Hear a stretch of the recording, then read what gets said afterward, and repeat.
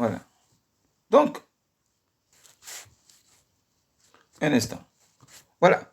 Donc, ne soyez pas étonnés. Ne soyez pas étonnés que cela vous arrive. Sinon, Jésus a déjà prévenu l'humanité que les faux prophètes sont là. Gardez-vous. Ne fréquentez pas leur église. Mais aujourd'hui, ces chrétiens-là n'aiment pas les pasteurs et les vrais prophètes qui disent la vérité. La Bible déclare que tu connaîtras la vérité et la vérité t'affranchira. En effet, la vérité va te délivrer. La vérité va te délier. La vérité va te bénir. La vérité va t'enrichir. La vérité va te protéger. La vérité va te justifier. Mais vous n'aimez pas ça.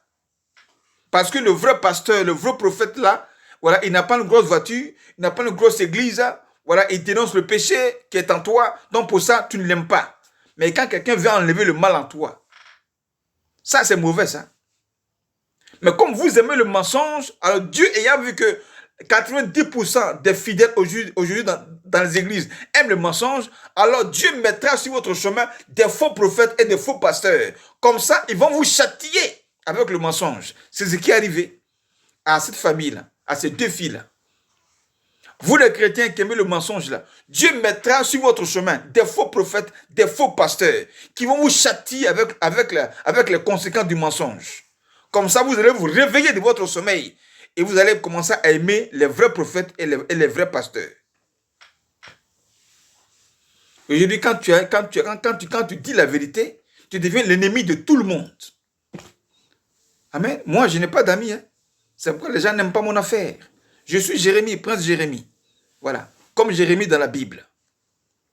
Qui disait la vérité. Pour ça, même sa famille l'a renié à cause de la vérité. Le roi Cyrus, le roi Ézéchias l'a mis dans un puits en prison à cause de la vérité. Il a souffert à cause de la vérité. Depuis 2001, à cause de la vérité, ils ont failli me tuer. Dans 2 accidents de voiture, je ne suis pas mort. Ceux qui ont voulu me tuer, ce sont eux-mêmes qui sont morts.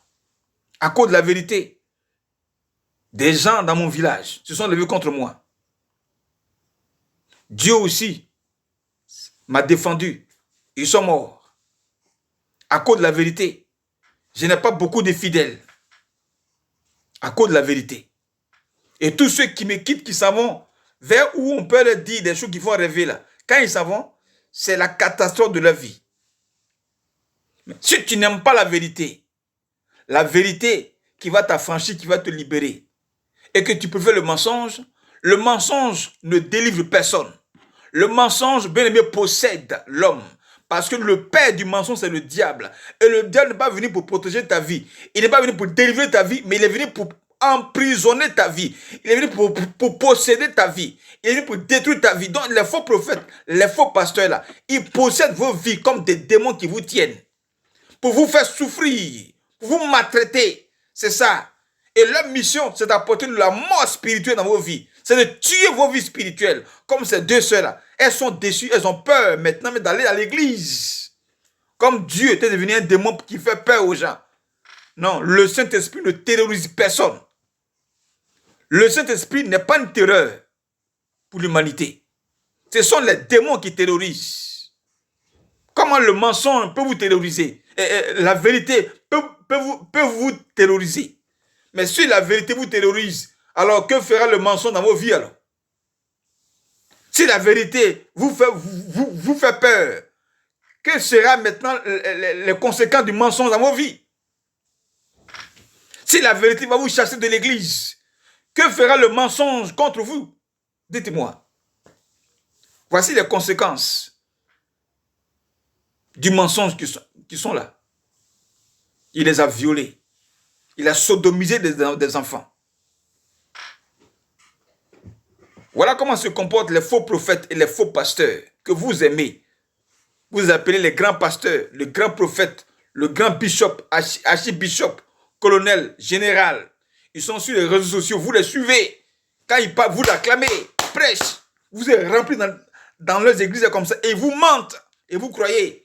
Maintenant, quand ils vous agressent, ils vous pillent, ils vous volent votre argent, vous pleurez. C'est les conséquences du mensonge.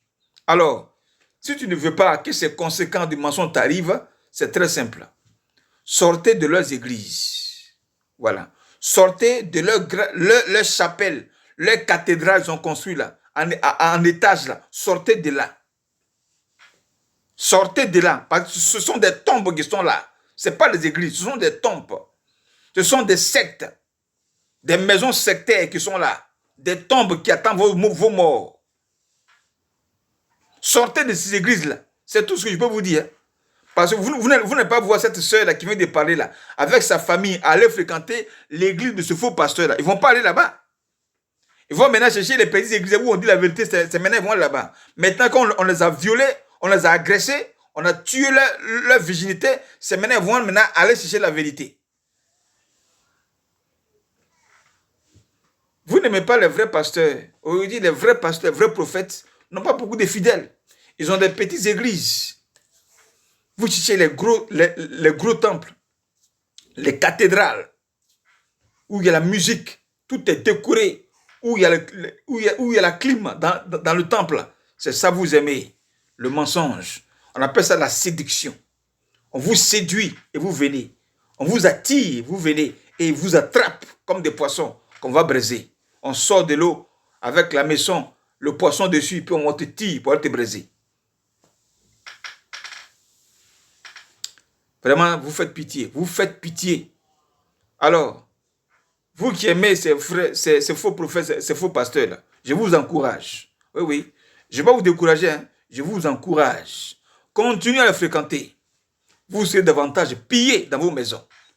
Continuez à fréquenter. Vous serez davantage volés et violés. Continuez à fréquenter. Vous serez davantage volés et pillés dans vos maisons. Continuez à les fréquenter. Vous connaîtrez encore davantage la mort spirituelle. Continuez à les fréquenter. Ils ont une mission. Hein? Ce sont des criminels spirituels. Des criminels. Parce que ce que cet homme a fait là, ce sont des crimes qu'il a commis dans leur vie. Ce sont des crimes qu'il a commis. Ce sont des violeurs. Un violeur est un criminel. Ce sont des tueurs, des assassins spirituels qui sont là. Ils détiennent sur eux la mort spirituelle et se promènent avec ça pour vous partager. La mort spirituelle, la mort financière, la mort matrimoniale, la mort économique, la mort professionnelle, tout ce qui est mort là, c'est ce qui est leur don, c'est ce qui est en eux. Et c'est ça, ils vous communiquent quand ils prient pour vous. Vous leur donnez beaucoup d'argent, vous les recevez avec grand honneur et vous communiquent la mort, la destruction. C'est ça qu'ils ont à vous donner. Qu'est-ce que Satan a à donner à l'humanité? Satan détient le salut. Les faux prophètes, les faux pasteurs, ils ont le salut de Jésus sur eux. Ils n'ont pas le salut. Ils détiennent la mort qu'ils vont vous donner gratuitement. Vous payez ça très cher. Ils vous donnent avec des problèmes. Ne fréquentez pas les vrais pasteurs, les vrais prophètes là, qui prêchent la vérité là. Ne les fréquentez pas. Hein. Ne fréquentez pas les petites églises là. Cherchez les cathédrales, les grosses églises là. Vous allez lire leur. Vous allez lire leur. Nous sommes à la fin des temps. Vous allez lire leur. Tout ce que je vais vous dire. Donc, Dieu vous bénisse. Dieu bénisse à Terry la gloire. Voilà, Terry la gloire. Je pense que tu aimes les vrais prophètes. Voilà, aimer les vrais prophètes. Il te dit la vérité, ça rougit les yeux, mais ça va te délivrer. C'est pour ton bien. On a vu des fils spirituels qui ont quitté leur père spirituel parce que le père spirituel est rigoureux, il est exigeant. Il dit la vérité, ils l'ont fui. Si tu fuis celui qui te protège, qui va te sauver, tu vas aller où? Ainsi a dit Pierre, à qui irions-nous Jésus? Tu as les paroles de la vie. À qui irions-nous? Tu as les paroles de la vie. L'autre côté, il n'a pas les paroles de la vie, il a les paroles de la mort. Donc, à qui irions-nous Jésus?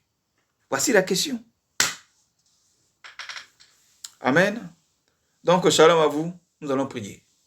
Que le Seigneur console cette famille qui est meurtrie, qui a été blessée, qui a été volée, pillée, violée. Et tous ceux-là qui sont dans les églises, des faux prophètes, des faux pasteurs qui souffraient là, nous allons prier. Seigneur, je te bénis, je déclare que ces paroles touchent, vont tout droit sur la vie de tous ceux qui ont été déçus, blessés, violés, volés dans l'église, à travers les faux prophètes, les faux pasteurs. Je déclare que la mort spirituelle soit brisée, que les âmes enchaînées soient libérées et que le réveil spirituel anime ces âmes.